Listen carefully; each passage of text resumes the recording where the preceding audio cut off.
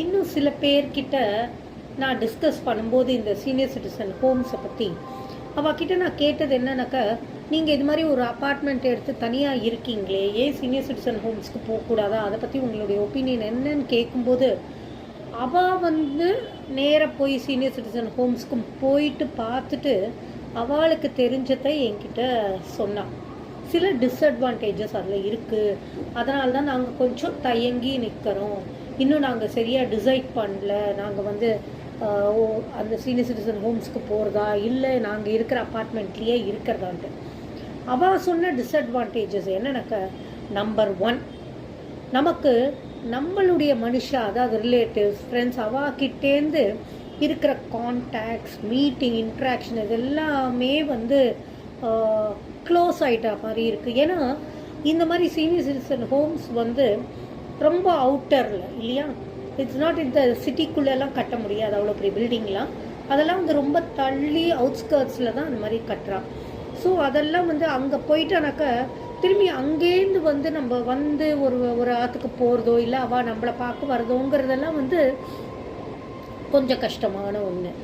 அதாவது ஃபங்க்ஷன்ஸ் அது மாதிரிலாம் வந்ததுன்னா நம்ம டக்குன்னு ஒரு கேப் புக் பண்ணிட்டோ இல்லை ஆட்டோலையோ போகலாம். பட் அந்த மாதிரி இடத்துக்கு போயிட்டோம்னா போயிட்டு வரத்துக்கே ஒரு 2 மணி நேரம் 3 மணி நேரம் ஆகும், காஸ்ட் வைஸும் இது ரொம்ப ஜாஸ்தி. ஸோ அது ஒரு டிஸ்அட்வான்டேஜ். இன்னொன்று, அங்கே சீனியர் சிட்டிசன் ஹோம்ஸில் தங்குறவா எல்லாமே கொஞ்சம் வயசானவா தான் இல்லையா, மேபி 60 to 80, 85 கூட இருக்கா. ஸோ நமக்கு வந்து இந்த சின்னவாளோட நமக்கு அடுத்த ஜென்ரேஷன் இவாளோட கான்டாக்ட்ஸ் வந்து சுத்தமாக கட் ஆகிடும். இன்னொன்று, அதில் இருக்கிற நிறைய பேர் வந்து வாழ்க்கையில் ரொம்ப விரக்தி அடைஞ்சவாளாக இருக்கா. நான் போய் பார்த்த வரைக்கும்னு அப்படின்னு அவள் சொன்னது.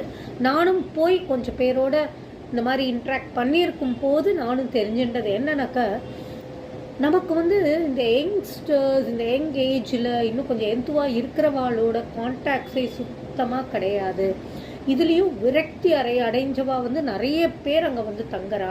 ஸோ அவள் வந்து அவள் பேச்சு, நடவடிக்கை எல்லாமே வந்து வாழ்க்கையில் வந்து நமக்கு இன்னும் இருக்குது சாதிக்கிறதுக்கு, நமக்கு இன்னும் வயசு இருக்குது அப்படிங்கிற நினைப்பே நமக்கு போயிடுறது. ஸோ அது வந்து எனக்கு வந்து கொஞ்சம் உறுத்தலாக இருந்ததுன்ட்டு என்னுடைய ஃப்ரெண்டு சொன்னான். ஸோ அதுதான் என்னுடைய ஒப்பீனியன்லேயும் அது வந்து ரொம்ப ஒரு மாதிரி இதுவாக நானும் என் ஹஸ்பண்டும் டிஸ்கஸ் பண்ணும்போது இது மெயினாக டிஸ்கஸ் பண்ணோம். ஏன்னா இந்த விரக்தி அடைஞ்சு இப்போ நமக்கு வந்து என்ன தான் இருந்தாலும் ஏஜ் வந்து என்னை பொறுத்த வரைக்கும்லாம் ஒரு நம்பர் தான்.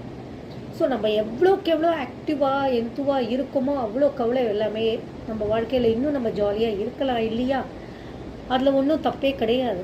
ஸோ பட் இந்த மாதிரி இடத்துல கொஞ்சம் வயசானவங்க, அதுவும் விரக்தி அடைஞ்சவங்களோட போய் நம்ம பழகும் போது அவள் வந்து ஒரு நெகட்டிவ்னஸ் நமக்குள்ளேயே போடுறது. ஸோ நமக்கு லைஃப்பில் இனிமேல் ஒன்றுமே கிடையாது, எல்லாமே முடிஞ்சுடுத்து அப்படிங்கிற ஒரு மனோபாவத்துக்கு நம்மளும் போயிடுவோமோங்கிற ஒரு ஐயம் இருக்குது. இது ஒரு டிஸ்அட்வான்டேஜ். ஸோ இன்னொன்று, சாப்பாடு. நான் என்ன சொல்கிறேன், ஒரு வயசாகிடுதுன்னா அஃப்கோர்ஸ் நமக்கு வந்து சாப்பாடுங்கிறது ஒரு 3 வேளைங்கிறது 2 வேளையாக கட் ஆகிடுறது, எல்லாமே இந்த சுவையெல்லாமும் கம்மி பண்ணிட்டு இருக்கும். பட் ஸ்டில் இப்போது நமக்கு டக்குன்னு இப்படி உட்காண்டே இருக்கும், நமக்கு ஏதோ காஃபி சாப்பிடணும் போல் இருக்குது அப்படின்னா, நம்ம அப்பார்ட்மெண்ட்டில் இருந்தோம்னா, நம்ம வீட்டில் இருந்தோம்னா டக்குன்னு போயிட்டு முடியறதோ முடியலையோ கொஞ்சம் எழுந்து போய் கொஞ்சம் காஃபியை எடுத்து கொஞ்சம் சாப்பிட்டு வருவோம் இல்லையா. அந்த ஒரு சுகமோ அந்த இதுவோ அந்த மாதிரி சீனியர் சிட்டிசன் ஹோம்ஸ்க்கு போனோம்னா அது கிடைக்குமான்றது ரொம்பவே டவுட்டு. ஏன்னா மோஸ்ட்லி எல்லா இடத்துலையும் வந்து போகிறவா என்ன நினைக்கிறேன்னா, நம்ம எதுக்கு போய் இதுக்காக சாமான்கள்லாம் வாங்கிட்டு ஒரு கிச்சனை செட் பண்ணி திரும்பி பண்ணிட்டு அங்கே இருக்கிற சாப்பாடு மோஸ்ட்லி அவள்லாம் வந்து அந்த பேக்கேஜே வந்து சாப்பாடோடு சேர்ந்து தான் வருது.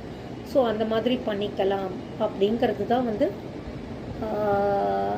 ஒப்பீனியன் இல்லையா. ஸோ அந்த இதில் வந்து நமக்கு சாப்பாடு, நமக்கு பிடிச்ச ருசியான சாப்பாட்டை நாம் இழந்துருவோமோங்கிற ஒரு ஐயமும் இருக்குது. இதெல்லாம் தான்